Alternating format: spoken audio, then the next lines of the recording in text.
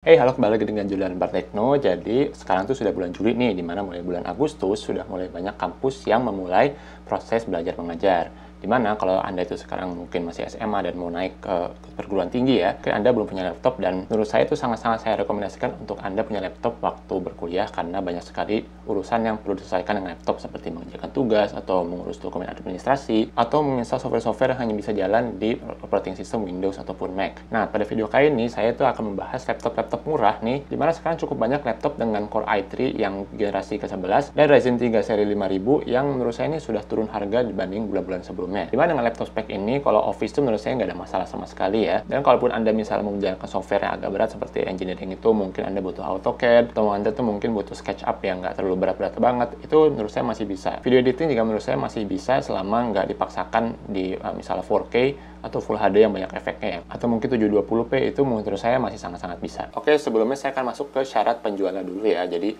pertama, saya akan membatasi platformnya itu ke Tokopedia, bukan karena Tokopedia paling bagus atau gimana, tapi ini supaya nggak terlalu luas aja ya. Lalu di sini saya akan membahas hanya laptop-laptop yang baru dan garansinya itu garansi resmi. Jadi saya nggak bahas garansi distributor karena ya ada banyak faktor lah. Garansi distributor itu belum tentu standarnya sama dengan garansi resmi. Dan saya nggak punya afiliasi dengan toko manapun yang saya sebutkan pada video ini. Jadi di sini saya bekerja secara independen dan tidak dibayar oleh siapapun. Lalu terakhir di sini saya tidak menjamin kalau link yang saya kasih itu punya harga paling rendah ya, dimana Anda itu mungkin bisa menemukan lebih rendah dibanding yang saya temukan. Oke, sekarang kita akan masuk ke laptopnya. Jadi saya akan mulai dulu dari AMD, kemudian saya akan masuk ke Intel.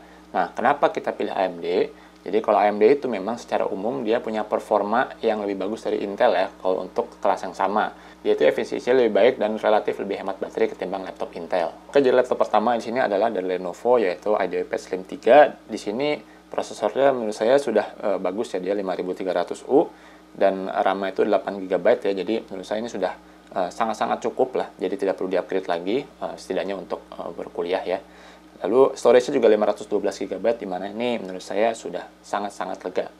Dan ini sudah dapat Microsoft Office, jadi nggak perlu beli lagi. Layar juga sudah IPS 14 inci, jadi sudah sangat lega dan enak dipandang lah. Meskipun untuk laptop dengan harga segini mungkin akan cukup sulit ya untuk mendapatkan laptop dengan color gamut yang luas. Portnya menurut saya juga aman, ada USB 2.0, ada USB 3.2, ada Type-C juga, ada HDMI, jadi kalau presentasi tinggal colok aja dari proyektor, ada card reader dan audio jack. Dan tentunya saya hanya bahas yang resmi, dan di sini ada garansi resmi dari Lenovo 2 tahun. Lalu laptop berikutnya yang masih AMD, di sini ada laptop Acer Aspire 5 yang Ryzen 3 5300U. Nah, ini juga secara umum speknya sama ya, jadi 8 GB, lalu dia juga SSD 512 GB. Yang berbeda sedikit di sini adalah layar lebih besar dia, di mana 15,6 inci. Nah, layar lebih besar ini sebenarnya ada kelebihan dan kekurangan ya. Saya akan mulai dulu dari kekurangannya, di mana kekurangannya itu jelas dia akan lebih boros baterai karena ya layar lebih besar, lebih banyak daya yang perlu dikeluarkan. Baterai juga kemungkinan akan lebih boros ketimbang yang 14 inci. Tapi nih kalau Anda tuh nggak terlalu mementingkan soal baterai ya, 15,6 inci ini sebenarnya dia sangat-sangat enak buat kerja dalam jangka waktu panjang ya. Karena mata itu kita nggak perlu melihat yang layar kecil-kecil gitu, karena sudah sangat-sangat luas ya layarnya. Saya sendiri sempat memakai laptop yang model seperti ini ya, cuma pakai Intel Core i5. Dan menurut saya kerja dengan laptop seperti itu tuh sangat-sangat lega lah, enak lah. Jika sudah ada USB-C, jadi cukup kekinian, nggak ada masalah lah soal port. Kalau saya lihat di sini ada port HDMI juga, dan juga ada port RJ45 untuk LAN ya. Jadi kalau Anda itu di rumah punya router dan Anda itu bisa connect dari router langsung ke laptop, itu menurut saya akan jauh lebih baik dari segi kestabilan internet. Ini juga masih Lenovo, jadi di sini ada versi yang lebih murahnya, yaitu adalah Lenovo V14 dengan Ryzen 5300U juga, tapi ini storage-nya dia cuma 256 GB dan RAM-nya 4 GB. Dan ini menurut saya nggak terlalu bisa merekomendasikan kecuali Anda benar-benar mepet secara budget ya, dimana tanggung banget gitu. Kalau misalnya RAM itu, menurut saya pasti Anda tuh bakal perlulah upgrade ke 8 GB zaman-zaman sekarang. Untuk storage 256 GB ya mungkin nggak terlalu masalah lah untuk kuliah, menurut saya masih cukup-cukup aja selama Anda tuh masih punya flash disk itu misalnya kalau untuk backup, atau lebih baik lagi punya external hard disk. Sementara untuk konektivitasnya sih mirip-mirip ya, ada USB 3.2, lalu ada USB 3.2 tapi Type-C, ada HDMI, ada RJ45, ada juga headphone jack. Saya sebenarnya mau menyebut satu merek lagi, itu dari HP, cuma ini sudah di luar budget ya, 7,3 juta. Cuma ya kalau Anda memang sukanya HP, mungkin karena Anda suka dengan keyboardnya, saya sih sebenarnya nggak terlalu prefer keyboardnya HP ya, cuma ini masalah selera aja. Ya Anda mungkin kalau mau cek yang 14S dengan Ryzen 3 5300U. Nah, sekarang kita pindah ke Intelnya. Kenapa kita pilih Intel sih? Jadi, Intel itu mungkin secara kehematan dayanya itu agak-agak kalah dengan AMD Ryzen ya. Tapi di sini ada satu fitur Intel, bukan fitur Intel sebenarnya, kelebihan pakai prosesor Intel yang menurut saya ini belum bisa dikalahkan oleh Ryzen untuk harga segini. Yaitu kalau Anda itu misalnya mau video call ya pakai Zoom, itu kan Anda kadang-kadang perlu virtual background ya. Nah, sayangnya nih, kalau dari Zoom itu untuk Ryzen 3 5300 itu dia tidak support virtual background yang tanpa green screen ya. Jadi, Anda itu harus pakai green screen, kalau nggak ntar hasilnya jadi kurang bagus kayak begini. Nah, sementara Core i3 itu masuk secara requirement Zoom ya. Jadi, kalau Anda itu memang sering video conference dengan teman-teman pakai Zoom, untuk acara tertentu, misalnya kadang-kadang kan acara suka ini ya, ayo sebelum mulai acara itu Anda ganti virtual background-nya dengan yang kita kasih seperti ini. Nah, kalau Anda pakai Ryzen, mungkin Anda jadi nggak bisa seperti itu, atau ya untuk virtual background-nya jadi kurang bagus. Tapi ini pilihan Anda ya, jadi silahkan pilih dengan sebijaksana mungkin. Kita akan masuk ke laptop yang i3 pertama dengan laptop HP 14S dengan i3 1115G4.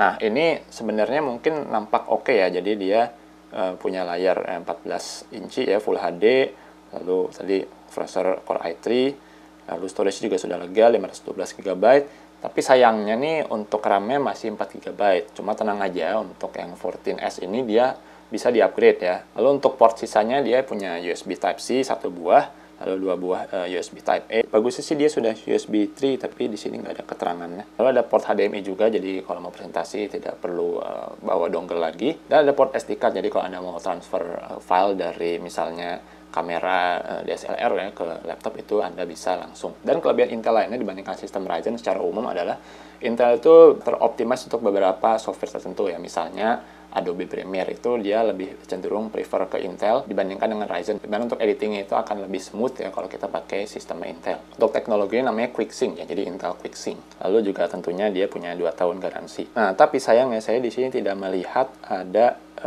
bonus Microsoft Office Home and Student ya. Jadi Anda itu mungkin harus beli lagi atau minta ke kampus. Ya, displaynya 14 inci Full HD IPS ya setidaknya, meskipun color gamutnya terbatas di 45% NTSC. Oke, untuk berikutnya kita pindah ke Acer ya, di mana di sini ada Acer Aspire 5 Slim. Jadi ini mirip yang modelnya Ryzen tadi, di mana dia di sini punya layar 14 inci, lalu storage-nya itu 256 GB, agak kecil. Tapi Anda itu bisa pilih varian sesuai dengan keinginan Anda. Misalnya di sini untuk yang RAM 4 GB dan 256 SSD itu dia di 5,9 juta. Tapi kalau mau dinaikin ya misalnya ke 512 SSD itu dia jadi naik ke 6,449 juta, dan kalau mau RAM 8 GB di 6,7 juta. Tapi di sini hati-hati juga ya. Jadi ada opsi di sini ada 512 GB SSD tapi layarnya HD, dan menurut saya sih tanggung ya kalau HD dengan layar 14 inci itu bakal kelihatan agak-agak pecah-pecahnya sedikit lah. Jadi kalau bisa Full HD ya mendingan Full HD aja. Portnya juga lumayan ya, dia punya USB 3.2 2 buah. Ada 1 buah lagi USB 3.2 yang bisa nge-charge HP ya. Jadi kalaupun laptop itu standby, jadi mati yang standby, kemudian HP kita dicolok ke laptop, itu bisa nge-charge HP-nya. Lalu ada USB Type-C, lalu ada RJ45 untuk LAN. Dan jangan lupa ini dapat juga Office Home and Student ya. Jadi sudah menurut saya ini paket lengkap lah untuk siswa, jadi udah nggak usah beli-beli lagi, udah nggak usah upgrade lagi. Berikutnya ada dari Asus ya, dimana di sini 14 inci, lalu layarnya Full HD, sudah dapat Office Home and Student OHS, sebenarnya saya nggak terlalu suka singkatannya. Lalu ada RAM 8 GB, lalu ada varian dengan RAM 8 GB dan storage 512 GB. Tersedia pilihan warna kalau Anda itu concern dengan soal warna, tapi ya stoknya itu beda-beda ya. Portnya juga mirip-mirip, jadi ada HDMI 1 buah, ada headphone jack, ada DC atau power maksudnya. Lalu ada 1 buah USB 3.2 Gen 1, ada USB 3.2 Gen 1 Type-C, tapi untuk USB Type-A-nya ini sayangnya masih USB 2.0. Dan SD card reader itu model micro SD ya, jadi ini sebenarnya ada kelebihan kekurangan. Jadi kalau kelebihannya, kalau Anda itu suka ngambil gambar pakai HP, habis itu ditransfer ke laptop, ini sebenarnya lebih enak pakai micro SD. Cuma kalau Anda itu pakai kamera misalnya DSLR, habis itu pindahin ke laptop, nah micro SD itu jadi nggak muat. Sementara kalau portnya itu SD card yang full size, itu sebenarnya ada adaptor supaya yang micro SD itu bisa dibaca di port yang full SD card. Lalu yang berikutnya ini saya jarang bahas karena saya jarang temukan, tapi ini ada. Untuk tentang harga segini ada Xiaomi Redmi Book 15 dengan Core i3 1115G4. Jadi RAM-nya itu 8 GB dan storage-nya 256 GB. Menurut saya ini sudah cukup ya. Layarnya juga besar nih, dia punya 15 inci Full HD. Tapi di sini sayangnya nggak ada keterangan apakah layarnya itu pakai panel TN atau panel IPS. Dimana kalau saya pribadi saya akan milih yang IPS lah, karena secara viewing angle-nya itu dia jauh lebih enak ya ketimbang panel jenis TN. Bahkan di website Xiaomi pun nggak ada keterangan apakah panel itu jenis TN atau IPS. Tapi kalau lihat di website lain seperti GSM Arena ini, kita lihat di sini dia punya panel jenis TN. Dan concern lainnya soal Xiaomi adalah soal garansi resminya ya. Jadi ya ini resmi sih, cuma saya nggak tahu apakah memang sudah benar-benar terbukti layanan itu oke, karena Xiaomi itu bisa dibilang kalau di Indonesia ya, itu pendatang baru lah. Jadi saya nggak tahu persis nih apakah dia oke secara garansi atau nggak. Kalau saya pribadi, saya pengalaman garansi dengan Xiaomi itu paling untuk Xiaomi yang Mi TV 4 ya, dimana itu sempat rusak karena saya lupa nutup waktu ada fogging, dan mereka ganti secara cuma-cuma ya, jadi gratis, dan nggak lama, nggak nyampe seminggu sudah balik lagi TV-nya.